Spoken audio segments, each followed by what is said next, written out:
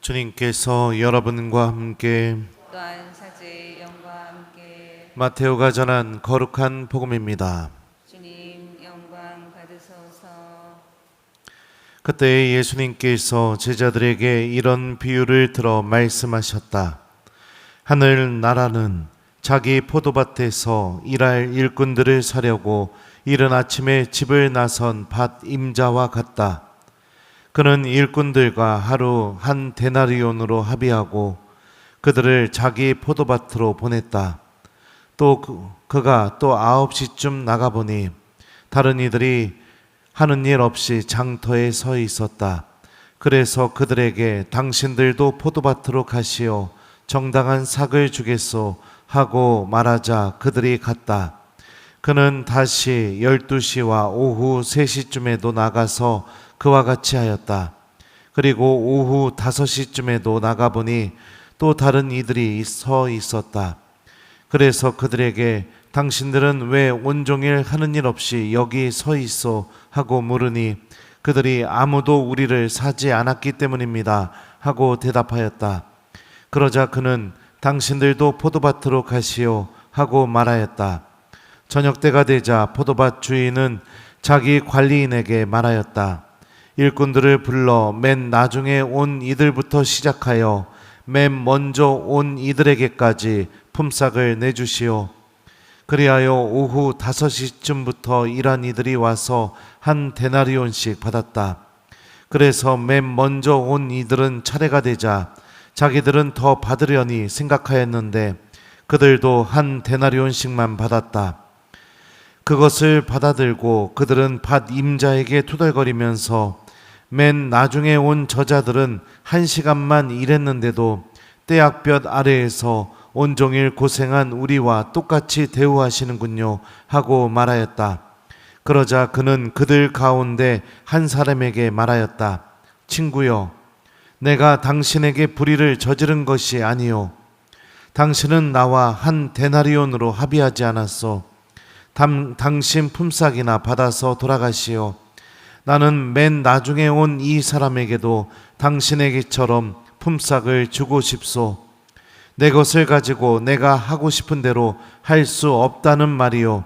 아니면 내가 후하다고 해서 시기하는 것이요. 이처럼 꼴찌가 첫째 되고 첫째가 꼴찌 될 것이다. 주님의 말씀입니다. 그리스도님 찬미합니다. 오소서 성령님, 나는 맨 나중에 온 이 사람에게도 당신에게처럼 품삯을 주고 싶소. 안녕하세요. 네, 예전에 제가 전에 있던 본당에서 떠날 때가 되자 남겨질 교우들을 생각하니까 마음이 막 짠하더라고요. 우리 본당도 떠날 때 마음이 짠하려나요? 그래서 교우들한테 마지막으로 선물을 주고 가야겠다 고민하다가 우리 지금 하고 있는 내 안에 머물러라 있죠? 그죠? 거기서도 했었거든요. 그래서 제가 마지막에 교우들한테 그랬어요. 평일 미사 한 대라도 꼭 나와서 포도알 붙이시라고, 꼭 하라고. 네. 그게 바쁘면 성체조배라도 꼭 하라고, 아니면은 성경 그거 쓰는 거라도 꼭 하라고. 내가 그렇게 얘기했거든요. 그리고 나서 어떻게 했냐면 평일 미사 한 대라도 봉헌한 신자, 그러니까 포도알 붙인 사람, 아니면 성체조배 한 번이라도 한 사람, 그 다음에 아니면 복음 말씀 쓰는 거 한 줄이라도 쓴 사람, 전부 다 싹 다 저기 뭡니까 이름 받아가지고 그 로마에서 유학하는 신부님한테 부탁해서 전부 다 그 저기 뭡니까 교황님 강복장을 다 줬어요. 교황님 강복장을 다 주니까 1년 내내 열심히 한 교우나 평일 미사 한 대 드린 교우나 똑같이 다 강복장을 받았을 거 아니에요. 마치 오늘 복음 같죠? 예. 그랬더니 이제 강복장을 못 받은 교우 중에 한 명이 저한테 뭐라고 하는 거예요. 이 귀한 강복장을 그렇게 남발하시면 되겠냐고. 예.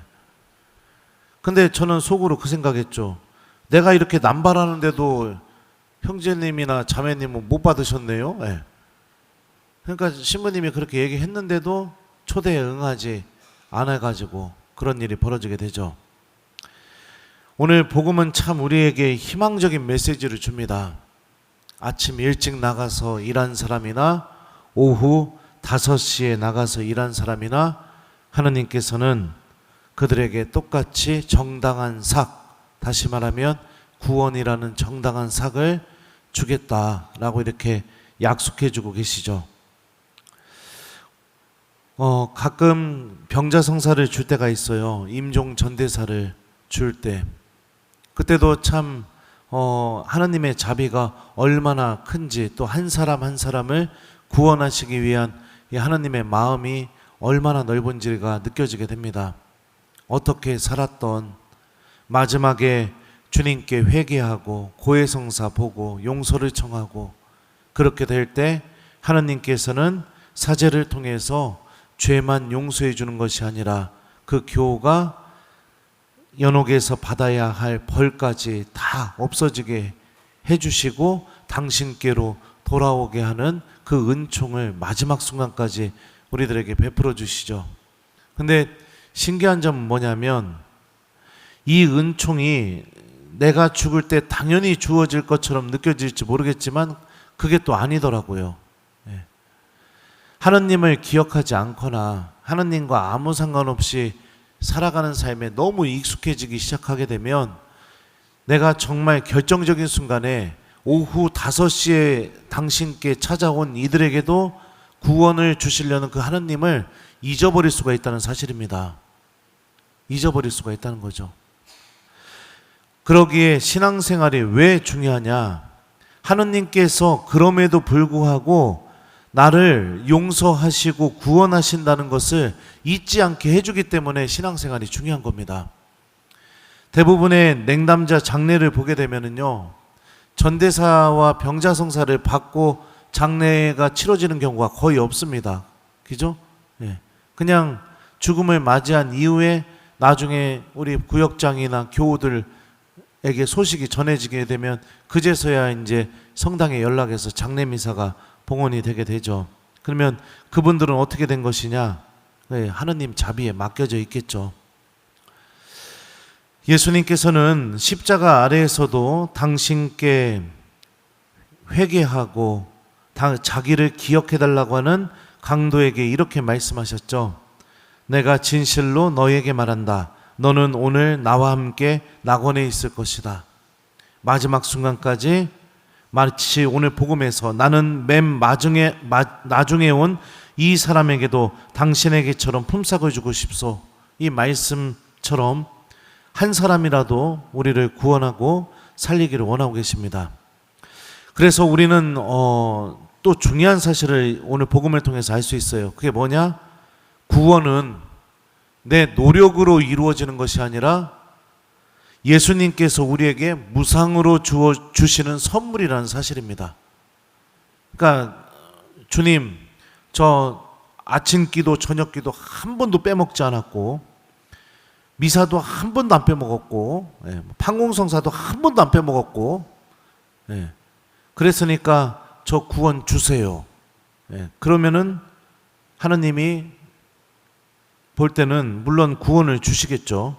하지만 그게 내 노력을 통해서 무엇인가를 충족 조건을 맞춰서 그래서 내가 내 힘으로 얻는 것, 그것이 아니라는 거예요. 우리는 한 사람이라도 구원하시기를 바라시는 이 하나님의 마음, 그리고 누구나 다 당신 나라로 초대하고 싶어하는 그 하나님의 초대, 그 초대를 우리가 믿고 하느님께서 그럼에도 불구하고 나를 구원하시기를 원하신다, 이 사실을 믿고 살아가는 사람들입니다. 그래서 신앙생활에서 정말로 중요한 것은 무엇이냐면 하느님이 나를 구원하시기를 원하신다는 사실을 내가 믿고 살아가는 게 중요해요. 이거를 잃어버리고 살아가게 되면 어떻게 되느냐? 신앙생활이 다 뭐라고 해야 될까요? 습관이 돼버리게 되고, 그리고 해야 할 일이 돼버리게 되고, 마치 학생에게 주어진 과제처럼 신앙생활이 바뀌게 되게 됩니다. 하느님의 자비는 마지막 순간까지 우리를 향해 있습니다. 하느님은 우리를 구원하시기를 원하고 계십니다. 우리는 이 사실을 믿고 주님의 초대에 응답하면서 살아가는 사람들입니다. 그 초대에 응답하는 습관들이 우리가 죽음을 맞이하는 그 순간에도 하느님을 찾게 만들어 줄 것이고 하느님께 용서를 청하게 만들어 줄 것이고, 그래서 내가 구원이라는 한 데나리온을 주님으로부터 받으면서 하느님 나라로 갈 수 있게 해주게 될 겁니다. 오늘 일독서 말씀도 보죠. 일독서를 보면 이스라엘 사람들이 아비멜렉이라는 사람을 임금으로 세우게 됩니다. 이 아비멜렉이라는 이 이름은요, 아비라는 뜻은 히브리 말 나의 아버지란 뜻이에요. 멜렉, 이거는 왕이란 뜻이죠. 나의 아버지는 왕이다, 이런 의미입니다. 아무튼 그러자 요탐이 왕을 세우는 것에 대한 위험성에 대해서 비유를 통해서 알려줍니다. 가시나무가 다른 나무들에게 대답하였네. 너희가 진실로 나에게 기름을 부어 나를 너희 임금으로 세우려 한다면 와서 내 그늘 아래 몸을 피하여라. 그러지 않으면 이 가시나무에서 불이 퍼져나가 레바논의 향백나무들을 삼켜버리리라. 이때 당시 사회가 왕정국가로 넘어가는 시기였던 것 같아요. 주변국들이. 그러니까 기드온이 미디안족을 치게 되게 되자 사람들이 기드온을 왕으로 삼으려고 했었었고, 그죠? 그리고 또 아비멜렉을 왕으로 세우게 되게 되고. 근데 이스라엘의 진정한 왕은 누구냐? 바로 하느님이시죠. 하느님께서 이스라엘을 다스리고, 그리고 주님께서 인도하시는 그 길을 걸어가는 게 이스라엘의 소명입니다. 그들은 이미 왕이 없어도 하느님께서 그들과 함께 계시기 때문에 모든 어려움과 위협을 헤쳐나갈 수 있다는 것을 이미 이집트 탈출부터 시작해서 배워나갔습니다. 그런데 왜 이런 마음이 들었을까요? 남들이 다 하니까. 남들이 다 하니까 하는 임금의 자리에 하느님이 아니라 다른 존재를 놓으려고 하는 것이죠.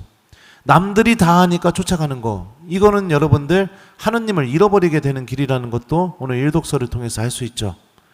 신앙생활도 마찬가지입니다. 남들이 다 하니까 한다.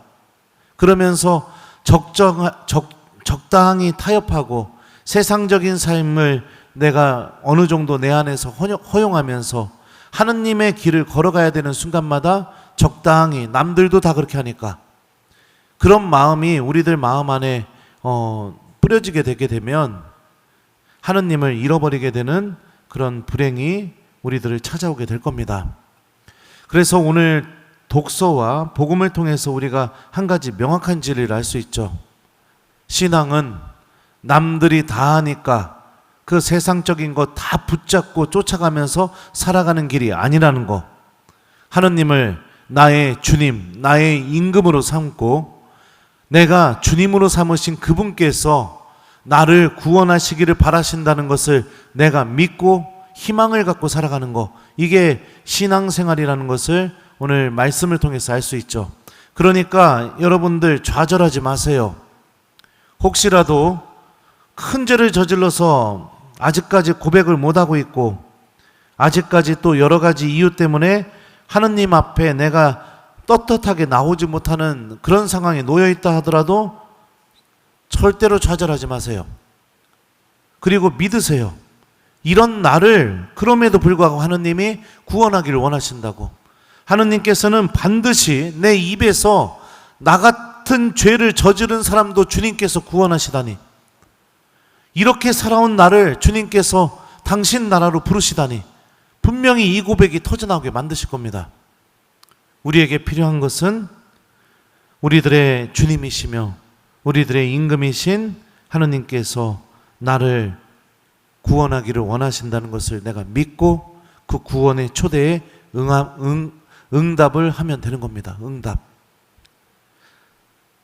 하느님이 그런 분이라 하더라도 내가 응답하지 않으면 아무 소용이 없겠죠? 응답.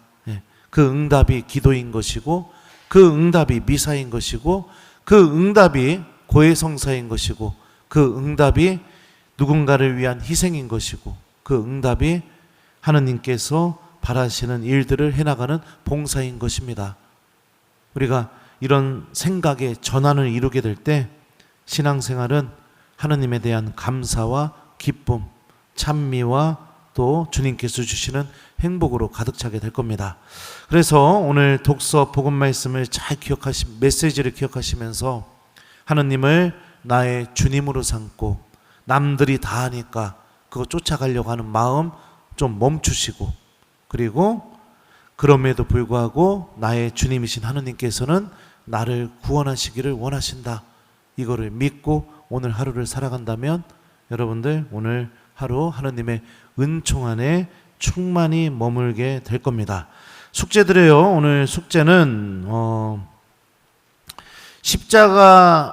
십자성호를 좀 많이 좀 그으면서, 이렇게 아무 때나 십자성호를 좀 성호경을 그으면서 오늘 복음 말씀을 기억하면서 스스로에게 좀 이렇게 얘기해 봤으면 좋겠습니다. 그럼에도 불구하고 하나님은 나를 구원하기를 원하신다. 그래서 오늘 힘들고 어려울 때 이렇게 십자성호 그으면서 그럼에도 불구하고 하나님은 나를 구원하기를 원한다, 이렇게 좀 하면은 기도도 하고 싶은 마음도 들 거고, 그죠? 성경도 읽고 싶은 마음도 들 거고, 포도밭으로 달려가고 싶은 그런 마음이 분명히 들 겁니다. 용기 내시고 희망을 가지시고 좌절하지 마시고 여러분들 힘내시기 바랍니다. 숙제 오늘 열심히 하길 바라요. 나는 맨 나중에 온 이 사람에게도 당신에게처럼 품삯을 주고 싶소. 아멘.